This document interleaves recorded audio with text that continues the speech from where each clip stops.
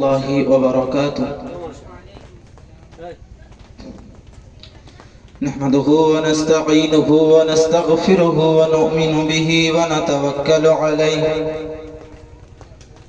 ونعوذ بالله من شرور أنفسنا ومن سيئات أعمالنا. من يهده الله فلا مضل له ومن يضلله فلا هادي له. ونشهد أن لا إله إلا الله وحده لا شريك له.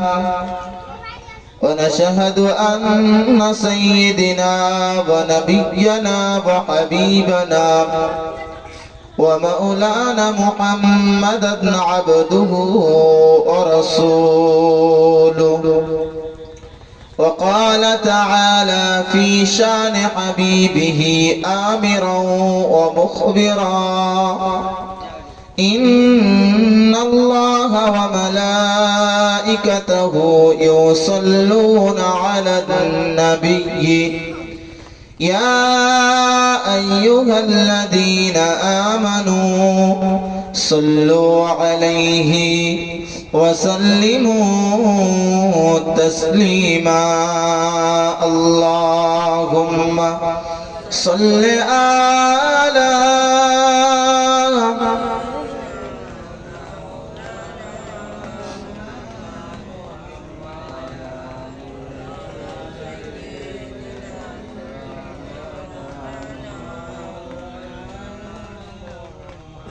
مشرق حب محمد مطلعي دीवान مطلعي खुर्शीद इश्क़ सीना सो जानमा. अल्लाहुम्मा सल्लि अला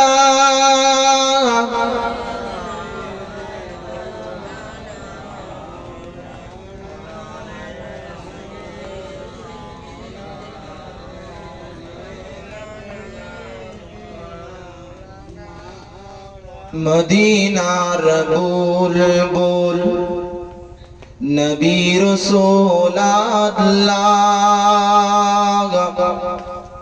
पाठालेन खुशी हुए निजे माबूद अल्लाह.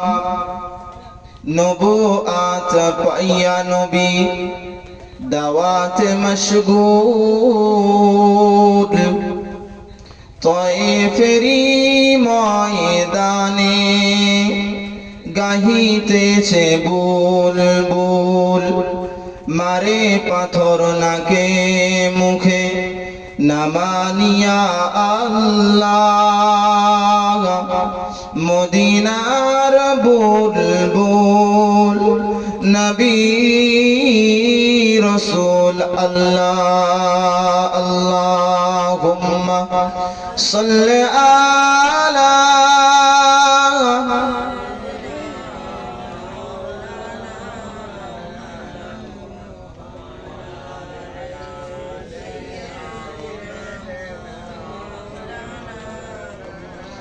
সহিতে না পারিয়া নবীজি সহিতে না পারিয়া নবীজি শুধু বলেনি আল্লাহ.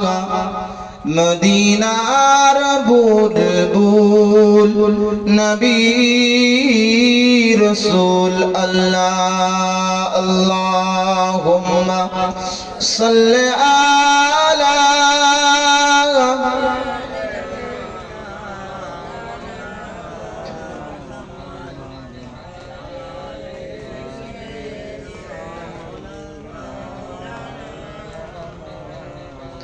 أما بعد فأعوذ بالله من الشيطان الرجيم.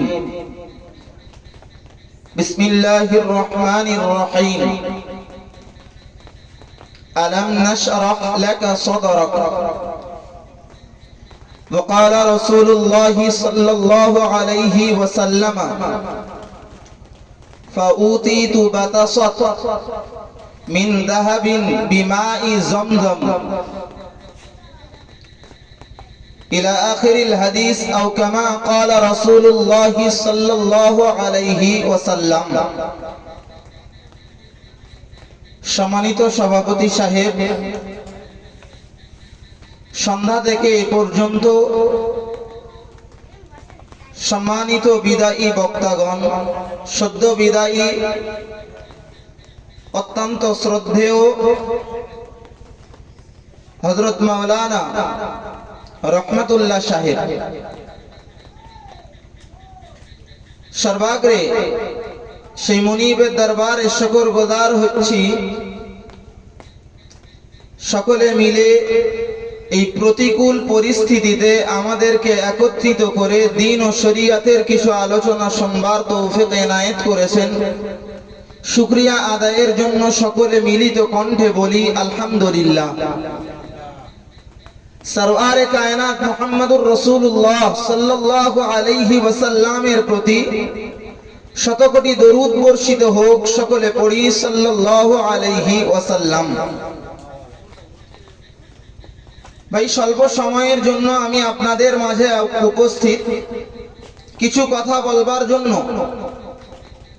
কোরআন শরীফের বহুল পরিচিত 30 পারার সূরা ইনশিরাহ এর মধ্য দিয়ে একটি আয়াত আমি আপনাদের কাছে তেলাওয়াত করে শুনিয়েছি। হাদিস শরীফের মধ্য দিয়ে, রাসূলুল্লাহর অগণিত হাদিসের মধ্য দিয়ে ছোট্ট একটি হাদিসও পড়ে শুনিয়েছি। স্বল্প সময়ের জন্য কোরআন ও হাদিসের উপর থেকে কিছু কথা বলার চেষ্টা করছি। বাকি আপনাদের মতো মুরব্বী বাবাজিদের দোয়া এবং আল্লাহ পাকের মুবারক মর্জি, আল্লাহ কিছু কথা বলতে দিন। সকলে বলুন আমিন। ভাই, এই পরিস্থিতিতে তবু মজলিস করা গিয়েছে, এটা আল্লাহর কাছে শুকরিয়া। এতক্ষণ ধরে আপনারা অনেক গুরুত্বপূর্ণ তথ্যবহুল আলোচনা আপনারা শুনেছেন। আশা করছি এটি সম্মানিত রবিউল আউয়াল মাস, যে মাস আসলে আমাদের গ্রামগঞ্জে থেকে শুরু করে এলাকাব্যাপী এক বিরাট মাহফিলের আমরা আয়োজন করি, যার নাম দেই নবী দিবস, যার মধ্যকার একটি মাহফিল আজকে। ভাই, রাসূল সাল্লাল্লাহু আলাইহি ওয়াসাল্লাম এই মাসে তিনি এসেছেন। কেউ বলেছেন 12ই রবিউল আউয়াল, কেউ বলেছেন 9ই রবিউল আউয়াল। মতভেদের ঊর্ধ্বে গোটা মাস ধরে আমাদের এলাকা ব্যাপী এখনো মজলিস চলে আসে। আর এই মজলিসগুলোতে সাধারণত বিশ্বনবী সাল্লাল্লাহু আলাইহি ওয়াসাল্লামের জীবন আদর্শ এবং মৌলুদুন নবী রাসূল সাল্লাল্লাহু আলাইহি ওয়াসাল্লামের মিলাদ সম্পর্কে আলোচনা হয়। এবং এই মজলিসগুলোতে রাসূল সাল্লাল্লাহু আলাইহি ওয়াসাল্লামকে নিয়ে আলোচনা করা বক্তাদের বাঞ্ছনীয়, কারণ এগুলো নির্ধারিত নবী দিবস। ঠিক না বাবা? ভাই, প্রিয় রাসূল সাল্লাল্লাহু আলাইহি ওয়াসাল্লাম ধরা পৃষ্ঠে এসেছেন, তার গোটা জীবন আদর্শ আমরা শুনে এসেছি এতদিন ধরে। বৃহৎ একটা মহাসাগর শুনে এসেছি না? একটু কথা বলেন না, শুনে এসেছি তো ভাই। প্রিয় রাসূল সাল্লাল্লাহু আলাইহি ওয়াসাল্লাম যার আলোচনা করে শেষ করা যাবে না, এ কথাও আমরা শুনি। ভাই, সূরা লুকমানের একটি আয়াতে এসেছে, ওয়ালাউ আন্না মা ফিল আরদি, নিশ্চয়ই জমিনের ভিতরে যতগুলি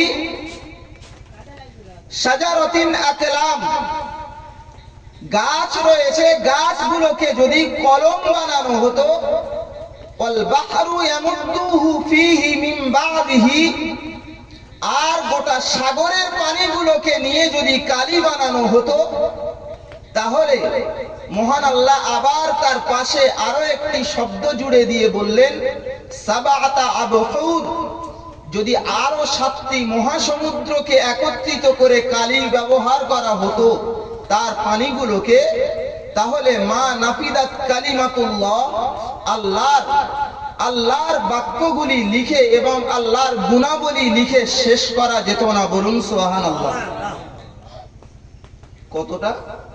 গোটা পৃথিবীর গাছ আর গোটা পৃথিবীর যত পানি রয়েছে, গাছগুলো কলম বানানো যদি হতো আর পানিগুলোকে যদি কালি বানানো হতো, মা নাফিদাত কালিমাতুল্লাহ, আল্লাহর বাক্যগুলি লিখে শেষ করা যেত না। একটু মহব্বত করে বলুন। মুসলমান বাবাজিরা আমার, শুনে রাখুন, হযরত শাহ ওলিউল্লাহ মুহাদ্দিস দেহলভী রাহমাতুল্লাহ আলাইহি বলেন, সূরা লুকমানের ওই 27 নম্বর আয়াতটি মহান আল্লাহ নিজের ব্যাপারে যে কথা উল্লেখ করেছেন, পরিষ্কার মুফাসসিররা উল্লেখ করেছেন।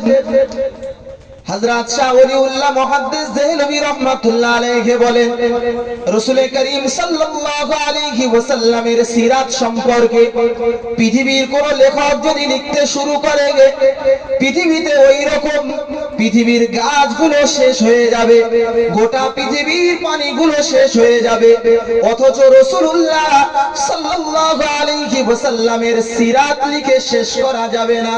জোরে বলুন, একটু মহব্বত করে বলুন সুবহানাল্লাহ। একদিকে আল্লাহর কালামগুলো লিখে শেষ করা যাবে না, গোটা পৃথিবীর গাছ আর গোটা পৃথিবীর পানি নিয়ে, আর এদিকে শাহ ওলিউল্লাহ মুহাদ্দিস দেহলভী রাহমাতুল্লাহ আলাইহি বললেন, রাসূলের সিরাত যদি কেউ লিখতে শুরু করে, ওইরূপ পরিমাণ গাছ শেষ হবে, সাগরের পানি শেষ হবে, অথচ রাসূলুল্লাহর সিরাত লিখে শেষ কথা বলেন হবে না। আচ্ছা, এত বড় মহাসমুদ্রের আলোচনা তা কি 1 ঘন্টায় তার কিঞ্চিত পরিমাণ করা সম্ভব বলে মনে হয় কি? কথা বলেন, আমি একটা ধারণা দিতে চাইছি। মুসলমান বাবাজিরা আমার, শুনে রাখুন, আমার মনে রেখে দিন, আল্লাহ পাকের কোরআন শরীফের ভিতর থেকে আমি একটি আয়াত শুরুতেই তেলাওয়াত করেছিলাম। মহান আল্লাহ তার নবীকে লক্ষ্য করে বলেছেন, আলাম নাশরাহ লাকা সাদরাকা, হে আমার নবী, আমি কি তোমার বক্ষকে বিদারণ করে দিইনি? হে নবী, আপনার সিনাকে আমি কি চাক করে দিইনি? ও ভাই আমার, মনে রেখে দিন, আল্লাহ পাকের রাসূল সাল্লাল্লাহু আলাইহি ওয়াসাল্লামকে মহান আল্লাহ এক প্রশ্নবোধক শব্দ দিয়ে রাসূলুল্লাহকে জিজ্ঞাসা করে বললেন, হে আমার রাসূল, আপনি শুনুন, আপনার বক্ষকে আমি কি প্রশস্ত করে দিইনি? জোরে বলুন। আল্লাহ তার নবীকে লক্ষ্য করে বলছেন যে আমি কি তোমার বক্ষকে, সদর, বুকটাকে কি প্রশস্ত করে দেইনি? তার মানে প্রশ্নের ভাব দেখেই বোঝা যাচ্ছে যে আল্লাহ বুকটাকে প্রশস্ত করে দিয়েছেন। ভাই, রাসূলুল্লাহর গোটা জীবনের যত আলোচনা রয়েছে তার ভিতর থেকে আমি ছোট্ট একটা দিক নিয়ে সংক্ষিপ্ত পরিসরে আলোচনা করতে চাইছি। রাসূল করিম সাল্লাল্লাহু আলাইহি ওয়াসাল্লামকে আল্লাহ জিজ্ঞাসা করছেন, তোমার বুকটাকে কি আমি প্রশস্ত করে দিইনি? এই জিজ্ঞাসা করার মতলব কি জানেন ভাই? গোটা মক্কার পরিবেশটা যখন নোংরায় আচ্ছন্ন, গোটা মক্কার মানুষেরা যখন একের পর এক তারা পাপ কাজ করতে দ্বিধাবোধ করতো না, মানুষকে মারা, নারীর শ্লীলতাহানি, কন্যা সন্তান হলে তাকে পুঁতে ফেলা, ওদের কাছে এ সমস্ত কাজ কোনো ব্যাপার ছিল না।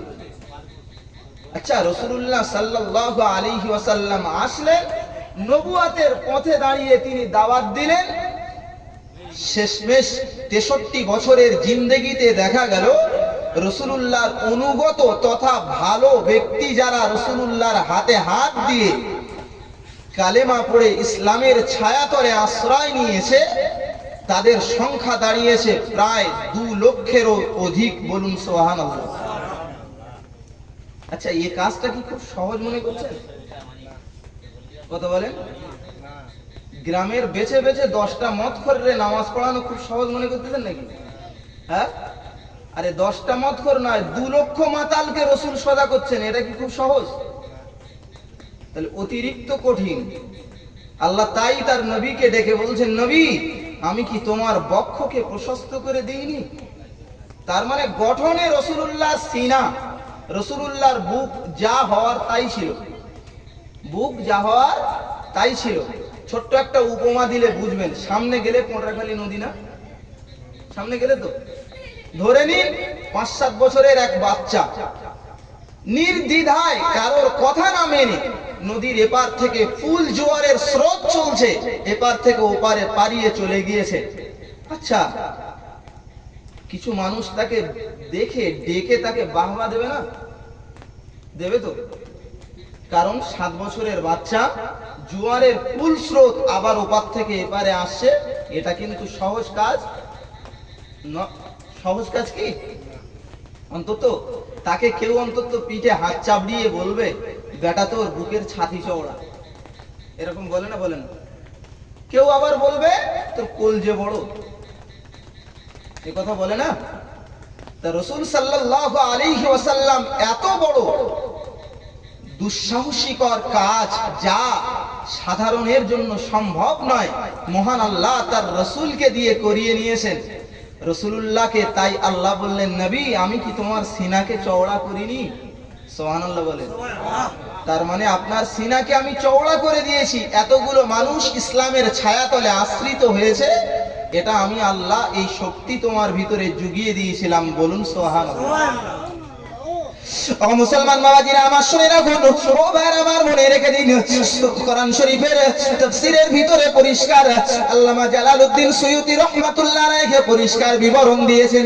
ও মুসলমান বাবাজিরা আমার শুনে রাখুন, আল্লামা জালালউদ্দিন সুয়ুতী রাহমাতুল্লাহ আলাইহি বলেন, আলাম নাশরাহ লাকা সাদরাকের তাফসীরের ভিতরে পরিষ্কার উল্লেখ করেছেন।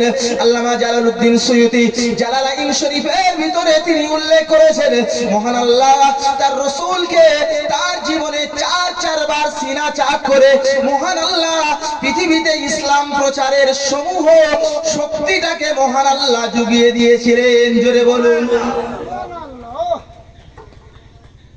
4 বার রাসূলুল্লাহকে সিনা চাক করে ওপেন হার্ট সার্জারি, বক্ষকে বিদারণ করে তার ভিতরের এই শক্তিটাকে মহান আল্লাহ জুগিয়ে দিয়েছিলেন। বলুন সুবহানাল্লাহ। তার ভিতরে 4 বার কখন কখন হয়েছিল প্রাথমিক অবস্থাতে একটু শুনে নি। প্রথমত হয়েছিল 4 বছর বয়সে, দ্বিতীয়ত হয়েছিল 10 বছর বয়সে, তৃতীয়ত হয়েছিল রাসূলুল্লাহর সিনা চাক 40 বছর বয়সে। মনে থাকবে তো? আমি বলো এই একদম শুরু থেকে আর শেষ পর্যন্ত কানে হাত দিয়ে কান দেওয়া লোক না, আর আমি টানও দিতেও পারিনি। যে কটা কথা বলছো অন্তত মুখস্থ করে নিয়ে বাড়ি যাবে। প্রথমটা কি বলেন? 4 বছর, দ্বিতীয় 10 বছর, তৃতীয় 40 বছর, চতুর্থ 50 বছর। এই 4 বার রাসূলুল্লাহর বক্ষকে বিদারণ করা হয়েছিল। মুসলমান বাবাজিরা আমার শুনে রাখুন, রাসূলুল্লাহ সাল্লাল্লাহু আলাইহি ওয়াসাল্লামের প্রথম সিনা চাক 4 বছর বয়সে মহান আল্লাহ ফেরেশতা দিগকে দিয়ে করিয়ে নিয়েছিলেন। ও ভাই আমার মনে রেখে দিন, রাসূলুল্লাহ সাল্লাল্লাহু আলাইহি ওয়াসাল্লামের আব্বা ছিল না, আমরা সকলেই জানি। আম্মা আমিনা রাদিয়াল্লাহু আনহা শিশু বেটা মুহাম্মদ সাল্লাল্লাহু আলাইহি ওয়াসাল্লামকে প্রসব করার পরে তার দুধ মাতার হাতে তিনি তুলে দিয়েছিলেন। দুধ মাতার নাম আমরা শুনে রয়েছে আম্মা জান হালিমাতুস সাদিয়া রাদিয়াল্লাহু আনহার কাছে তিনি দুধ দাইমার কাছে পাঠিয়ে দিয়েছিলেন রাসূলুল্লাহর লালন পালনের জন্য। ও মুসলমানেরা মনে রাখুন, রাসূলুল্লাহ সাল্লাল্লাহু আলাইহি ওয়াসাল্লাম দাইমার কাছে রাসূলুল্লাহ সাল্লাল্লাহু আলাইহি ওয়াসাল্লাম 5 বছর যাবত কাটিয়েছিলেন। জোরে বলুন সুবহানাল্লাহ। কত বছর? 5 বছর। এই 5 বছরের ভিতরে একজন নবী হবেন পরবর্তীতে, তার চলাফেরা, তার ওঠা বসা, তার চালচলন, তার খাওয়া দাওয়া সব দেখে আম্মা হালিমা যেদিন মক্কা এসে আম্মা আমিনাকে ফিরিয়ে দিচ্ছেন মুহাম্মাদুর রাসূলুল্লাহকে, আম্মা আমিনাকে বলছে, আমিনা তোমার বেটা মুহাম্মদকে নিয়ে গিয়েছি, তবে বলো 5 বছরের ভিতরে কোনোদিন একদিনের তরে বকাঝকা করতে হয়নি। সুবহানাল্লাহ কি বাড়ি? 5 বছরের ভিতরে একদিনের তরেও তাকে বকতে হয়নি, শাসাতে হয়নি, তাকে একদিনের তরে বলতে হয়নি বেটা এ কাজ করতে নেই, এ কাজটা করো। ও মুসলমান বাবাজিরা আমার শুনে রাখুন, ও ভাই আমার মনে রেখে দিন, আল্লাহ পাকের রাসূল সাল্লাল্লাহু আলাইহি ওয়াসাল্লাম 4 বছর বয়স আম্মা হালিমার বাড়িতে অবস্থান করছেন। ভাইরা আমার, আম্মা হালিমার একটা ছেলে ছিল যার নাম আব্দুল্লাহ। ও মুসলমান মনে রেখে দিন, আল্লাহ পাকের রাসূলের দুধ ভাই আব্দুল্লাহ তিনি প্রতিনিয়ত সকাল বেলায় হালিমার ছাগলগুলোকে নিয়ে পাহাড়ি পাদদেশে তিনি চড়াতে যেতেন। পাহাড়ি পাদদেশে ছাগল চড়াতে যেতেন। একদিনের তোর প্রতিদিনের ছাগল চড়াতে যেতেন। তা বাড়িতে বেটা মুহাম্মদ রয়েছে। তা মুহাম্মদ সাল্লাল্লাহু আলাইহি ওয়াসাল্লামের বয়স 4 বছর। 4 বছর বয়স। ভাই মুফাসসিররা বলেছেন সাধারণভাবে একটা বাচ্চা 4 বছর বয়সে যা তার বাড়ন্ত বাড়ে, রাসূলুল্লাহ তার অন্তত ডবল বেড়ে গিয়েছেন। সুবহানাল্লাহ বলেন। তার শারীরিক গঠন, তার বোধ বুদ্ধি, তার কথা বলার স্টাইল, তার চলাফেরা সবগুলো যেন 8 বছর বাচ্চার মতো হয়ে গিয়েছে, একটু বড় মতো হয়েছে। রাসূলুল্লাহর বয়স 4। শিশু মুহাম্মদ সাল্লাল্লাহু আলাইহি ওয়াসাল্লাম আম্মা হালিমার বাড়িতে থাকেন। আম্মা হালিমার ছেলে আব্দুল্লাহ একদিন আম্মা হালিমাকে লক্ষ্য করে বলছেন, মা হালিমা, ও মা, তোমার ওই মক্কা থেকে যে আনা বাচ্চা, তোমার দুধ পোষ্য বেটা মুহাম্মদকে একদিন একটু দেবে, আমরা ছাগল চড়াতে নিয়ে যাব। মুসলমান বাবাজিরা আমার শুনে রাখুন, ও ভাই আমার মনে রেখে দিন, হযরত আম্মা জান হালিমাতুস সাদিয়া রাদিয়াল্লাহু আনহা, ভাই আমার মনে রাখুন, হযরত আব্দুল্লাহকে লক্ষ্য করে বললেন, এ আব্দুল্লাহ, যাও যাও, প্রতিদিনের মতো তুমি ছাগল চড়াতে যাও। মুহাম্মাদের কথা তুমি আবদার করো না, তাকে নিয়ে যাওয়ার কথা বলো না, কারণ মুহাম্মদ তার বাপ হারা বেটা আম্মা আমিনা রাদিয়াল্লাহু আনহা তার স্বামী ভুলে থাকবে এই বেটাকে নিয়ে। তোমরা যদি ছাগল চড়াতে গিয়ে মুহাম্মদকে হারিয়ে দাও, না না, মুহাম্মদকে আমরা দেব না। ও মুসলমান মনে রাখুন, রাসূলুল্লাহ সাল্লাল্লাহু আলাইহি ওয়াসাল্লামের দুধ ভাই আব্দুল্লাহ রাদিয়াল্লাহু আনহু দেখতে পাওয়া গিয়েছে রাসূলুল্লাহ সাল্লাল্লাহু আলাইহি ওয়াসাল্লাম আম্মা হালিমাতুস সাদিয়া রাদিয়াল্লাহু আনহার কাছে নাছোড় বান্দার মতো পড়ে রয়েছে। মুহাম্মদকে দিতে হবে, তারপর আমি ছাগল চড়াতে যাব। এরকম কিছু ছেলেপিলে আছে না? এ বাবু, খা দিচ্ছ না? খা দিচ্ছ না? হ্যাঁ, আচ্ছা, যাই বা হোক, আব্দুল্লাহ বললেন, আমি নিয়ে যাব, আমি তোমার ছেলেকে না দিলে আমি ছাগল চড়াতে যাব না। আম্মা হালিমা বললেন, আচ্ছা, খুব যখন পেড়াপেড়ি করছো, তবে মুহাম্মদকে নিয়ে যাচ্ছ, যাও, কিন্তু অতীব যত্নে, অতীব সাবধানে রেখো। মুসলমান বাবাজিরা আমার শুনে রাখুন, রাসূলুল্লাহ সাল্লাল্লাহু আলাইহি ওয়াসাল্লাম, ভাইরা আমার মনে রাখুন, রাসূলুল্লাহ সাল্লাল্লাহু আলাইহি ওয়াসাল্লামকে হাতটা ধরে রাসূলুল্লাহকে নিয়ে আব্দুল্লাহ পিছন দিয়ে টুকটুক করে হেঁটে যাচ্ছেন। সামনে ছাগলের দলগুলো চালিয়ে দিয়েছেন। ও মুসলমানেরা মনে রাখুন, পাহাড়ি পাদদেশে রাসূলুল্লাহ সাল্লাল্লাহু আলাইহি ওয়াসাল্লাম, না না, তার দুধ ভাই আব্দুল্লাহ ছাগলগুলো ছড়িয়ে দিয়েছেন, যে যার মতো তরুলতা ঘাসগুলো খেতে শুরু করে দিয়েছে। ও মুসলমান মনে রাখুন, রাসূলুল্লাহ সাল্লাল্লাহু আলাইহি ওয়াসাল্লামকে এক বাবলা গাছের গোড়াতে বসিয়ে দিয়ে হযরত আব্দুল্লাহ ছাগল চড়াতে শুরু করেছেন। কিন্তু না না, একটা সময়ের মুহূর্তে দেখতে পাওয়া গেল আব্দুল্লাহর ছাগলগুলো সব যেন এদিক ওদিক হয়ে গেল। সময় সময় ছাগলের পালে এদিক ওদিক হয়ে যায় না, ঠিক মতন খাচ্ছে, খেতে খেতে কে যে কোন দিকে চলে গেল তার কোনো ইয়াত্তা নেই। তা আব্দুল্লাহ এসে বলল, মুহাম্মদ, তুমি এখানটাই বাবলা গাছের গোড়ায় বসো, কোথাও যেন যাবো না, আমার মায়ের কাছ থেকে আমানত স্বরূপ নিয়ে এসেছি, তুমি এখানটাতে বসো, আমি ওই ছাগলগুলো তাড়িয়ে নিয়ে আসি। মুসলমান বাবাজিরা আমার শুনে রাখুন, রাসূলুল্লাহ সাল্লাল্লাহু আলাইহি ওয়াসাল্লাম বাবলা গাছের গোড়াতে বসে রয়েছেন। ও মুসলমানেরা মনে রাখুন, রাসূলুল্লাহ সাল্লাল্লাহু আলাইহি ওয়াসাল্লাম বাবলা গাছের গোড়াতে বসে রয়েছেন। তিনি বড় হয়ে বিবরণ দিয়ে দিয়েছেন। রাসূলুল্লাহ বলেন পাহাড়ের উপর থেকে কি সুন্দর তাদের পোশাক, কি সুন্দর সুশ্রী মানুষ, আমি জীবনেও এমন কোন মানুষ দেখিনি। তাদের গায়ে কি সুন্দর সুগন্ধি লাগানো রয়েছে। রাসূলুল্লাহ সাল্লাল্লাহু আলাইহি ওয়াসাল্লাম বলেন দুজন ব্যক্তি এসে আমি মুহাম্মদকে আমার বাজু ধরে নিয়ে পাহাড়ের চূড়ায় সোজা নিয়ে উঠে গেল। রাসূলুল্লাহ সাল্লাল্লাহু আলাইহি ওয়াসাল্লাম বলেন আমাকে পাহাড়ের চূড়ায় নিয়ে গিয়ে মনোরম একটি পরিবেশে রাসূলুল্লাহ বলেন আমাকে পাথরের উপরে চিৎ করে শুইয়ে দিয়েছে। পাথরের উপরে চিৎ করে শুইয়ে দিয়েছে। রাসূলুল্লাহ বলছেন যে আমার তখন জ্ঞান রয়েছে, আমি জ্ঞান হারাইনি। আমাকে চিৎ করে যখন শুইয়ে দিয়েছে, শুইয়ে দিয়ে রাসূলুল্লাহ সাহাবীদেরকে বর্ণনা করছেন ইলা কাযা ওয়া কাযা, এই গলদেশ থেকে আর নাভি পর্যন্ত ওরা আমার বুকটাকে কেটে ফেলেছে। ও বাবু, জীবন্ত সেন্সওয়ালা মানুষ তার গলদেশ থেকে জীবন জ্ঞান হারায়নি বলে গলদেশ থেকে আর নাভি পর্যন্ত কেটে দিলি সে ঠিক থাকতে পারবে? কত বলে? এখান থেকে আর এ পর্যন্ত কেটে দেওয়া হলো। হযরত আম্মা রাসূলুল্লাহ বলেন সাহাবীদের কাছে বর্ণনা দিতে গিয়ে বলছেন এই নাভি পর্যন্ত আমার কেটে দিয়েছেন, আমি তখন জ্ঞান অবস্থায় রয়েছে। ও মুসলমান বাবাজিরা আমার শুনে রাখুন, রাসূলুল্লাহ সাল্লাল্লাহু আলাইহি ওয়াসাল্লাম বলেন আমি চেয়ে রয়েছি তারা দুজন আমার বুকটাকে কেটে ফেলেছে। বাম স্তনের দুই আঙ্গুল নিচে থেকে না না ফাস্তাখরাজা কলবি, আমার বাম স্তনের দুই আঙ্গুল নিচে থেকে আমার কলবটাকে বাহির করেছে টেনে। কলবটাকে বাহির করার পরে রাসূলুল্লাহ বলেন কলবটাকে ফাগাসালা কলবি, আমার কলবটাকে ধৌত করেছে বিমাই জমজমিন, জমজমের পানি দ্বারা। জোরে বলুন সুবহানাল্লাহ। জমজমের পানি দ্বারা কলবটাকে ধৌত করা হলো। বলছে রাসূলুল্লাহ বলছেন যে সোনার পেয়ালাতে করে পানি রাখা ছিল, জমজমের পানি।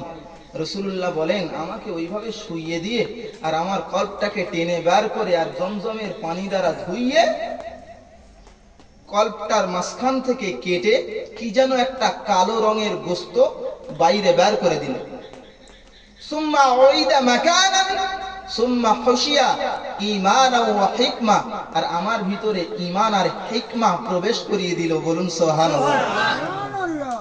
ও মুসলমান বাবাজিরা আমার শুনে রাখুন, ও ভাই আমার মনে রেখে দিন আল্লাহ পাকের হাবিব সাল্লাল্লাহু আলাইহি ওয়াসাল্লাম পরিষ্কার বিবরণ দিয়েছেন।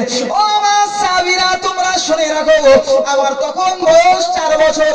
ও ভাই আমার রাসূলুল্লাহ বলেন আমার জুব্বাটা আমি উঁচু করছি, সাহাবীরা তোমরা দেখো এখনো পর্যন্ত সেই কাটার দাগ আজও পর্যন্ত রয়েছে। জোরে বলুন সুবহানাল্লাহ।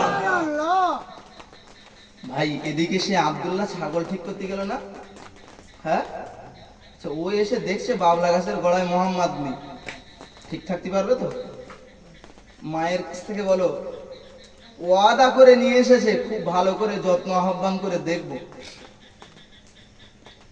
মুসলমান বাবাজিরা আমার শুনে না কোন দুধ ভাই আব্দুল্লাহ করলো কি, এসে যখন দেখলো না না বাবলা গাছের গোড়াতে মুহাম্মদ সাল্লাল্লাহু আলাইহি ওয়াসাল্লাম আর বসে নেই, এদিক ওদিক তখন খুঁজতে শুরু করে দিল। কোন দিকে না পেয়ে কাঁদতে কাঁদতে আম্মা হালিমার কাছে গিয়ে বলল ও মা আমাদের বেটা মুহাম্মদ, আমার সেই দুধ ভাই মুহাম্মদকে আমরা খুঁজে পাই না। ছাগলগুলো এদিক ওদিক হয়ে যাওয়ার পরে মুহাম্মদকে আমরা বাবলা গাছের গোড়ায় বসিয়ে দিয়ে গিয়েছিলাম, কিন্তু না না ছাগলের পালগুলো ঠিক করার পরে মুহাম্মদকে আর খুঁজে পাচ্ছি না। আল্লাহ পাকের রাসূল সাল্লাল্লাহু আলাইহি ওয়াসাল্লামের তো এদিকে অপারেশন চলছে বাবা। রাসূলুল্লাহ সাল্লাল্লাহু আলাইহি ওয়াসাল্লামের দুধ মাতা হালিমার কাছে যখন সংবাদ শুনিয়ে দিয়েছে আম্মা হালিমা রাদিয়াল্লাহু আনহা, ভাইরা আমার মনে রেখে দিন রাসূলুল্লাহ সাল্লাল্লাহু আলাইহি ওয়াসাল্লামকে খুঁজতে বেরিয়েছেন যেখানটাতে রাসূলুল্লাহকে বসিয়ে দিয়ে গিয়েছিল। আম্মা হালিমা এসে পাহাড়ের দিকে তাকায় একবার, আর তরুলতার দিকে তাকায়, না না বাবলা গাছের দিকে তাকায় আর বলে ও বেটা মুহাম্মদ কোথায় রয়েছো বাবা মুহাম্মদ, লুকিয়ে আর তুমি থেকো না বাবা মুহাম্মদ, আমি হালিমা এসেছি, তুমি এসো আমার কোলে চলে এসো। আম্মা হালিমা যখন কাঁদতে কাঁদতে এদিকে চায় ওদিকে চায়, পাহাড়গুলো নীরব, পাহাড়গুলো নীরব, তরুলতাগুলো দাঁড়িয়ে রয়েছে, রাসূলুল্লাহ সাল্লাল্লাহু আলাইহি ওয়াসাল্লামকে দেখতে পাচ্ছে না। আম্মা হালিমা খানিক সময়ের বাদে দেখতে পাচ্ছেন পাহাড়ের উপর থেকে শিশু নবী মুহাম্মদ আস্তে আস্তে পা ফেলে নিচের দিকে নেমে আসছে। জোরে বলুন সুবহানাল্লাহ, একটু মহব্বত করে বলুন সুবহানাল্লাহ। পাহাড়ের চূড়ার উপরে কি হচ্ছিল বাবু? সিনা চাক। হযরত আম্মা হালিমা বলেন, তুমি পাহাড়ের উপরে কি করছিলে? রাসূলুল্লাহ ঘরে গিয়ে সমস্ত ঘটনা খুলে দিয়ে বলার পরে আম্মা হালিমা বললেন, এ বেটা আমার দ্বারা আর রাখা সম্ভব না, এ নিয়ে দিয়ে এসো। কোথায়? আম্মা আমিনার কাছে। মুসলমান বাবাজিরা আমার শুনে রাখুন, এ হলো প্রথমবারের সিনা চাক। ও ভাই আমার মনে রেখে দিন, রাসূলুল্লাহ সাল্লাল্লাহু আলাইহি ওয়াসাল্লাম না না আল্লাহ পাকের হাবিবকে 5 বছর বয়সে আম্মা আমিনার কাছে দিয়ে আসা হলো। ও ভাই আমার মনে রেখে দিন, রাসূলুল্লাহর আব্বা তো চিরতরের মতো বিদায় নিয়েছে, চিরজনমের মতো মাও 6 বছর বয়স বিদায় নিয়েছেন। 8 বছর পর্যন্ত রাসূলুল্লাহর দাদু আব্দুল মুত্তালিবের ছায়া তলে তিনি আশ্রিত। আল্লাহ পাকের হাবিব সাল্লাল্লাহু আলাইহি ওয়াসাল্লাম 8 বছর বয়সে দাদুকেও হারিয়ে দিয়েছেন। ও মুসলমান মনে রেখে দিন, আল্লাহ পাকের হাবিবের 10 বছর বয়স হয়েছে, হযরত চাচা আবু তালিবের কাছে তিনি লালন পালন হচ্ছেন বাবা। কিন্তু একের পর আব্বা হারানো যন্ত্রণা, মা হারানো যন্ত্রণা, দাদু হারানো যন্ত্রণা, মনের ভিতরে শোকের ছায়া বইছে। রাসূলুল্লাহকে তখন নবুয়ত দেওয়া হয়নি। আল্লাহ পাকের হাবিব আস্তে আস্তে তিনি এদিক ওদিক ঘোরাফেরা করেন। রাসূলুল্লাহ সাল্লাল্লাহু আলাইহি ওয়াসাল্লাম একদিন মক্কার পাদদেশে, পাহাড়ি পাদদেশে ছোট্ট ছোট্ট বাচ্চারা পাহাড়ি পাদদেশে ছোট ছোট ছোট পাহাড়ের পাথরের টিলার উপরে তারা খেলা করে বাবা। আল্লাহ পাকের রাসূল সাল্লাল্লাহু আলাইহি ওয়াসাল্লাম তাদের সঙ্গে আস্তে করে গিয়ে সেই পাহাড়ের টিলার উপরে বসে বসে তাদের খেলাগুলো নীরবে তিনি দেখছেন। তারা খেলা করছে, রাসূলুল্লাহ বসে বসে দেখছেন। ভাই অনেক বক্তা আছে বলে না, বলে রাসূলুল্লাহ একদিন খেলতে গিয়েছিল, আম্মা হালিমা আম্মা আমিনা তাকে আনতে গিয়েছিল। রাসূলুল্লাহ আবদার করে বললেন যে আমার আব্বা কোথায়? সকলের আব্বা আসে, আমার আব্বা কোথায়? মনে জানবেন, রাসূলুল্লাহকে একদিন জিজ্ঞাসা করা হয়েছিল, হে আল্লাহর রাসূল আপনি চলুন। তখন রাসূলুল্লাহ নবুয়ত পাননি, মুহাম্মদ বলে পরিচিতি। মক্কার সেই সমস্ত ছেলেরা বলল, মুহাম্মদ চলো না আমাদের সঙ্গে একটু খেলা করতে যাই। মুহাম্মদ সাল্লাল্লাহু আলাইহি ওয়াসাল্লাম বললেন যে আল্লাহ আমাকে খেলা করার জন্য পাঠায়নি। সুবহানাল্লাহ বলে, আল্লাহ আমাকে। বক্তা কোন লজ্জায় বলল রাসূলুল্লাহ খেলা করতে গিয়েছিল? আচ্ছা বলেন, একটা ছেলে 10 বছরের ছেলে, দুটো ছেলে খেলা করছে। আচ্ছা এখন আমি নয় বক্তা, ধরে নিন আমি এখন বক্তা, আপনাদের কাছে ছেলে মানুষ, আমি বক্তা। আচ্ছা 10 বছর যখন আমার বয়স ছিল, আমার গ্রামের যে সমস্ত আমাদের বন্ধু বান্ধব আমার ছিল, আচ্ছা তাদের সঙ্গে খেলাধুলা করেছি না করিনি?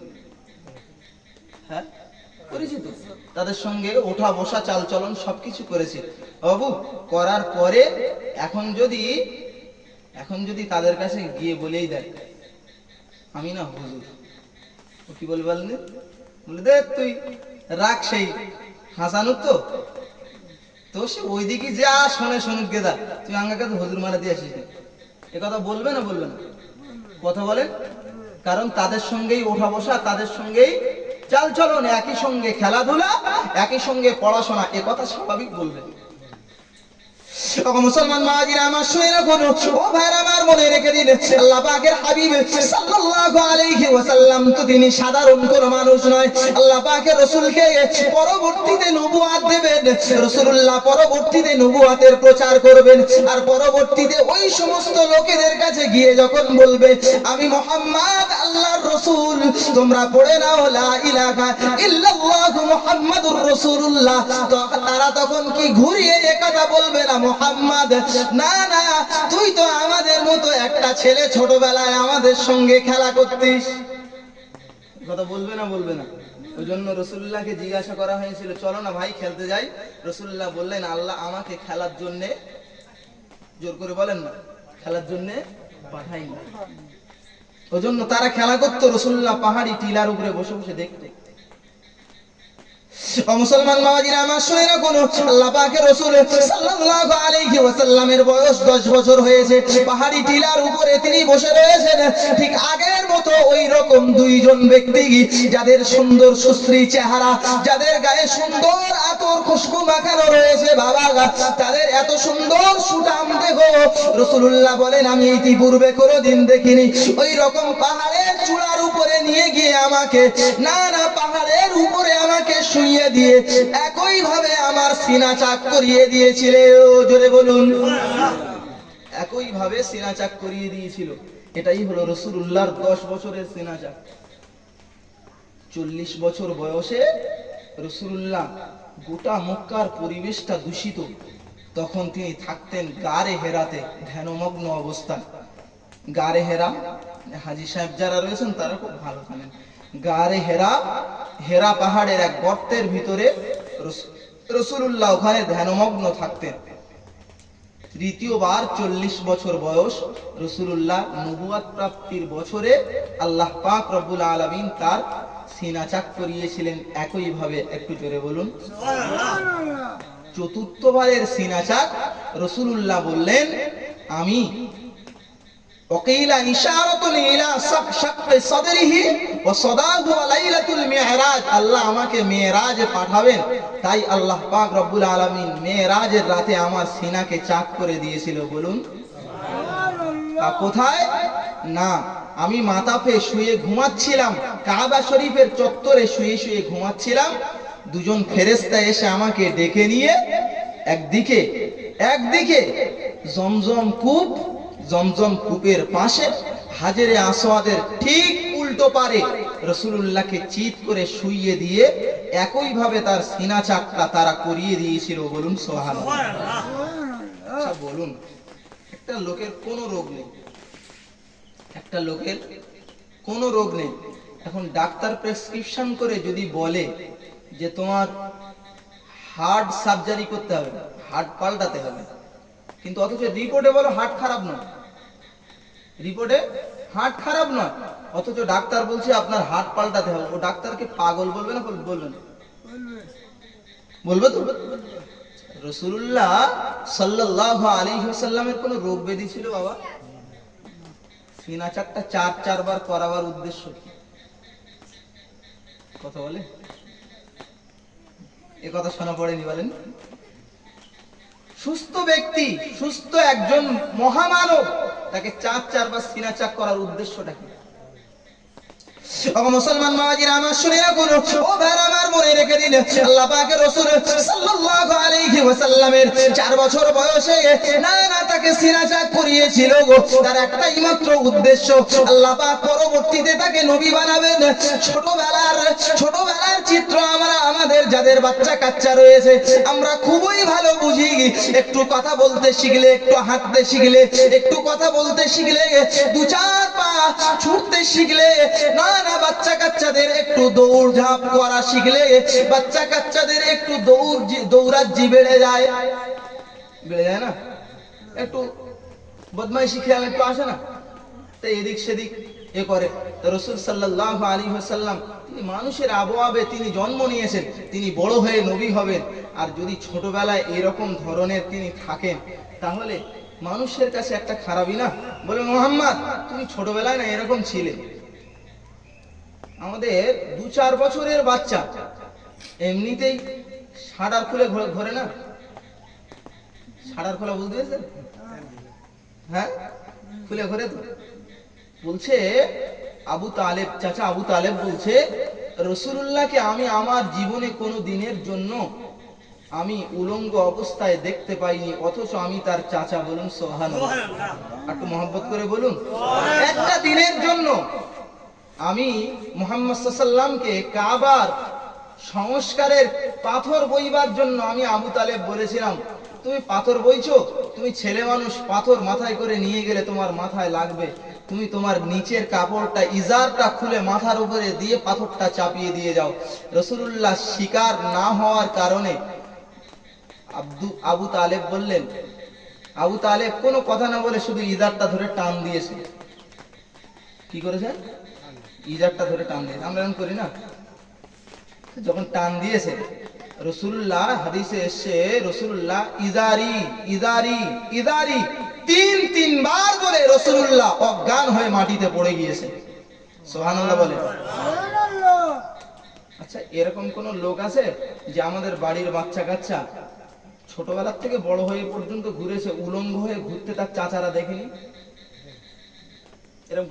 এরকম কোন বাচ্চা আছে? রাসূলুল্লাহর ভিতর থেকে ছোটবেলার থেকে ওই স্বভাবটা আল্লাহ দূরভীত করে একজন মহামানব বানাবেন, তাই ছোটবেলায় সিনা চাক করে তার ভিতর থেকে কালো রঙের ওই বস্তুটাকে টেনে বের করে দিয়েছিলেন। বলুন সুবহানাল্লাহ। আর মোহাম্মত করে বলুন সুবহানাল্লাহ। মুসলমান মামাজিরা আমার শুনে রাখুন, ও ভাই আমার মনে রেখে দিন, আল্লাহ পাকের রাসূল সাল্লাল্লাহু আলাইহি ওয়াসাল্লামের নানা দ্বিতীয়বারের সিনা চাক 10 বছর বয়সে মহান আল্লাহ করিয়ে দিয়েছিলেন।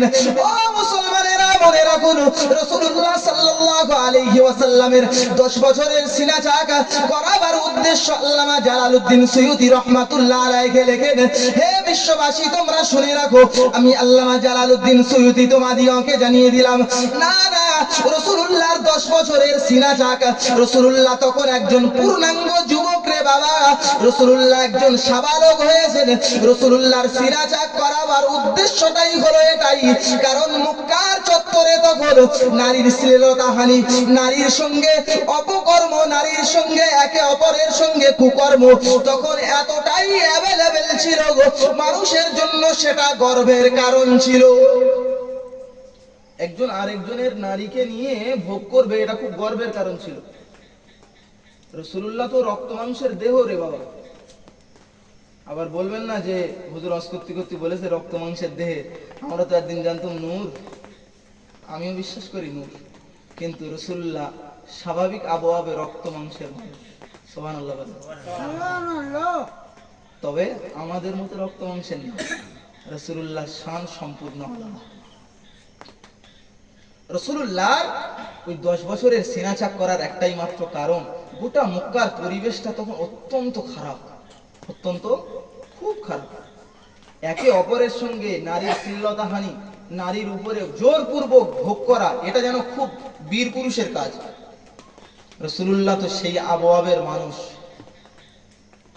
রাসূলুল্লাহকে আল্লাহ ওই কোন চক্রান্তে না ফেঁসে যায়, তাই রাসূলুল্লাহ আল্লাহ পাক সাবধান করে দিয়ে বললেন, বালেগিয়াত থেকে রাসূলুল্লাহকে সুআদর্শের মানুষ করবার জন্য তাকে অপারেশন করে তার ভিতরের কালো অংশটাকে কেটে বাহির করে দিয়েছেন। বলুন সুবহানাল্লাহ। আমাদের সমাজে আরবিতে একটা কথা আছে, করিবুল বুলুগ, মানে বালেগের কাছাকাছি যখন হয়, তার ভিতরে অনেক আলামত রয়েছে। তার ভিতরে যেমন একটা আলামত হলো নতুন যখন গোঁপ ওঠে, যখন নতুন বাচ্চা কাচ্চাদের গোঁপ ওঠে, একটু দৌরাত্মটা কম হয় না বেশি? হ্যাঁ, তো তখন বাপের কাছে বলে 20,000 টাকা দাও দিন। তো বলতে কি করবি রে খাগা? তো বলতে এই ট্যাপের 10,000 টাকা দেছে, তুমি 20,000 টাকা দিলে একটা কেটিএম হবে সেকেন্ড হ্যান্ড। বলছে কি করবি? তা বলছে স্কুলে যেদিন আমার খুব কষ্ট হচ্ছে। আচ্ছা, কেটিএম নিয়ে স্কুলে যাবে না রেলা মারবে? কথা বলেন একটু, রেলা মারবে না? এটা বালেগ বয়সে এটা স্বাভাবিক হয়, ওর কোনো দরকার নেই। বলো 110 টাকার পেট্রোল পুড়িয়ে আর জামার বোতামটা খুলে শুধু যাচ্ছে আর আসছে, কারণ রাস্তায় বলো বাতাস খাতুন বসে আছে। এটা স্বাভাবিক না স্বাভাবিক নয় বলেন? তা রাসূল মক্কার পরিবেশটা তখন অত্যন্ত নোংরা, তাই আল্লাহ পাক রব্বুল আলামিন রাসূলুল্লাহর ওই কোনো চক্রান্তের শিকার না হয়ে যায়, আল্লাহ পাক সাবধান করে দিয়ে তার সিনাকে চাক করিয়ে দিয়েছেন। বলুন সুবহানাল্লাহ, একটু মহব্বত করে বলুন সুবহানাল্লাহ। ও মুসলমান মাওয়াজিরা আমার, শুনে রাখুন, আল্লাহ পাকের হাবিব সাল্লাল্লাহু আলাইহি ওয়াসাল্লামের তৃতীয়বারের সাক্কে সাদার তথা রাসূলুল্লাহর তৃতীয়বারের সিনা চাক 40 বছরে মহান আল্লাহ করিয়ে নিয়েছিলেন। কেন করিয়ে নিয়েছিলেন? তার একটাই মূলত কারণ, আল্লাহ পাকের হাবিব সাল্লাল্লাহু আলাইহি ওয়াসাল্লামের উপরে মহান আল্লাহ কোরআন দেবেন। তাই তো রাসূলুল্লাহ সাল্লাল্লাহু আলাইহি ওয়াসাল্লামের সিনা চাক করে সাক্কে সাদার তথা বুকটাকে প্রশস্ত করে মহান আল্লাহ তার অন্তরে কোরআন রাখবেন। তাই তার সিনাকে শক্ত করে দিয়েছেন। জোরে বলুন আমরা কোরআন না, আমরা কোরআনের ওয়েট নেই বলতে যাচ্ছেন। কোরআনের যে কত ওয়েট যদি মানুষ বুঝতো, তাহলে কোরআন ছেড়ে মানুষ অন্য পথে যেত না। আমরা তো কোরআন ওই সময় ব্যবহার করি, দুটো লোকে ঝগড়া বেঁধে গেছে, তো বলছে কি হয়েছে রে, তো বলছে আমার টাকা চুরি করেছে। তো বলছে ও বলছে আমি চুরি করিনি। তো বলছে তুই তাহলে কোরআন শরীফ ছুঁয়ে বল। আরে কোরআন শরীফ তোর এই কসম খাওয়া দিয়েছে? কোরআন তোর কি কসম খাওয়া দিয়েছে? কোরআন স্পর্শ করে তোকে বলতে হবে বেয়াদব, যে কোরআন তোকে স্পর্শ করে বলতে হবে যে আমি চুরি করিনি। যে ইমানদার মুনাফিক, যার ভিতরে নেফাকিয়াত আছে, সে কোরআন দেখে এমনি কেন, সে মসজিদে কাবার ভিতরেও বসে মিথ্যা কথা বলবে। অথচ কোরআনের প্রচন্ড ভার রয়েছে। হাজী সাহেব এসেছেন, আমি শুধু এই কথাটাই বলে শেষ করব। আপনি জানেন কোরআনের ভার এমন ভার, যদি আপনি ভাবতেন, একটা বার যদি ভাবতেন, তো জীবন অন্তত পাল্টে যেত। মুসলমান বাবাজিরা আমার, শুনে রাখুন, আল্লাহ পাকের হাবিব সাল্লাল্লাহু আলাইহি ওয়াসাল্লামের উপরে কোরআন নাযিল করেছে। মহান আল্লাহ সূরা আহজাবের ভিতরে পরিষ্কার জানিয়ে দিয়েছেন, ও দুনিয়ার মানুষেরা তোমরা শুনে রেখে দাও, আমি আল্লাহ পাক রব্বুল আলামিন জানিয়ে দিলাম, না আমি আল্লাহ সামাওয়াতি, আল্লাহ পাক রব্বুল আলামিন আসমানকে ডেকে বলেছিল, জমিনকে ডেকে বলেছিল, এমনকি পাহাড়কে ডেকে বলেছিল, এ জমিন, এ আসমানে, পাহাড়, তোর উপরে কোরআন নাযিল করব, তুই এই আমার আমানাতটা তুই কি নিবি বল। আল্লাহ পাকের কোরআন শরীফের ভিতরে মহান আল্লাহ বললেন, না রব্বুল আলামিন, আল্লাহ ওই কোরআনের ভার আমি নিতে চাই না। কোরআনের প্রচন্ড ভার যদি আমার উপরে দেওয়া হয়, আমরা চূর্ণ বিচূর্ণ হয়ে যাব। বলুন সুবহানাল্লাহ। আচ্ছা, সেই দামি কোরআন মানুষের উপরে দেওয়া হলো, সেই দামি কোরআন মানুষের উপরে দেওয়া হলো, সেই মানুষ সেই কোরআনটাকে অ্যানালাইসিস করলো না, সেই কোরআনটাকে নিয়ে একবার ভেবেচিন্তে দেখলো না। ছোট্ট একটা তথ্য, তাফসীর আল-ইতকান, আল্লামা জালালউদ্দিন সুয়ুতি রহমাতুল্লাহ আলাইহির লেখা একটা বিখ্যাত তাফসীর, তার ভিতরে একটা উল্লেখ করা রয়েছে আয়াতুল কুরসির তাফসীরে। বলছে আয়াতুল কুরসির তাফসীর যখন নাযিল হচ্ছে, আম্মা জান আয়েশা সিদ্দিকা রাদিয়াল্লাহু আনহা রাসূলুল্লাহর পাশে বসে রয়েছেন। রাসূলুল্লাহর পাশে বসে রয়েছেন। হযরত রাসূলুল্লাহর এই উরু মোবারকটা আম্মা আয়েশার উরুর উপরে টেক লেগে রয়েছে। স্বামী স্ত্রীর ব্যাপার, টেক লেগে রয়েছে। জিবরিল আমিন আলাইহিস সালাতু ওয়াস সালাম আয়াতুল কুরসি নিয়ে নাযিল হচ্ছেন ৭০,০০০ ফেরেশতা নিয়ে। সুবহানাল্লাহ, ৭০,০০০ ফেরেশতা নিয়ে নাযিল হচ্ছে।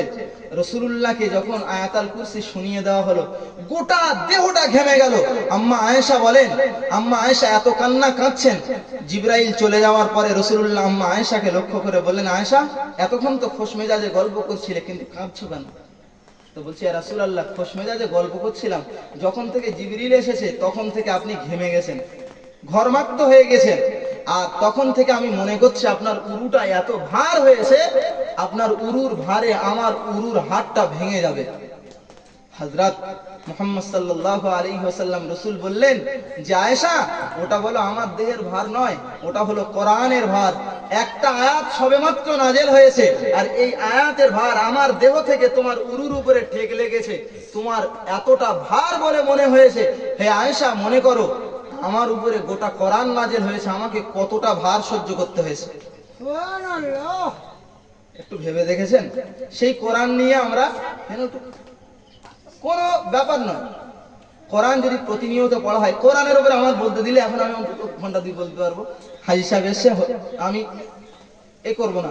তাই তো আমি তাফসীরে আল ইতকানের ভিতরে যে উদ্ধৃতিটা আমি আপনাদেরকে দিয়েছি, একটু খুব লক্ষ্য করে যদি একটু ভাবেন যে কোরআনের ভার যদি এত হয়, তাহলে আমরা একটু চিন্তা ভাবনা করে দেখি, প্রতিনিয়ত অন্তত কোরআনটা পড়ার চেষ্টা করি। এটা মাদ্রাসা উপলক্ষে সভা আজকে না এখানটায় আনা হয়েছে, যেখানে হোক অন্তত একদিন না একদিন এখানে মাদ্রাসা ইনশাআল্লাহ কায়েম হবেন। সকলে বলুন আল্লাহুম্মা আমিন। মাদ্রাসা কবুল করবেন, সকলে বলুন আল্লাহুম্মা আমিন। হাজী সাহেবের অনেক ছাত্র রয়েছেন, সেই সমস্ত ছাত্ররা এবং যারা বয়স্ক মানুষ রয়েছেন, মনে মনে করছেন যে এই এত বয়স হয়ে গেছে, এখন আর কোরআন শিখতে যাবো, এত লজ্জা লাগে না একটু? এটা মনে করবেন না। এক সাইডে সাহাবীদের ভিতরে এক সাইডে 80 বছরের সাহাবী, এক সাইডে হযরত আলীর মতো যুবক 10 বছরের সাহাবী বসে বসে রাসূলুল্লাহর কাছ থেকে কোরআন শিখেছেন। বলুন সুবহানাল্লাহ। এতে লজ্জা নেই। সেহেতু আমরা কোরআন শেখার জন্য, ইসলাম শেখার জন্য এবং ঈমান মজবুত করার জন্য, যে কোনো জিনিস শেখার জন্য আমরা লজ্জা করব না। শেখার পথের বড় বাধা হলো লজ্জা। সেহেতু আল্লাহ পাক রব্বুল আলামিন আমাদের শোনা বোঝার থেকে সঠিক আমল করার তৌফিক এনায়েত করুন। সকলে বলুন আল্লাহুম্মা আমিন। আমা তৌফিকি ইল্লা বিল্লাহি তাওয়াক্কালতু ইলাইহিল উনীব। একবার দরুদ শরীফ পড়ি। আল্লাহ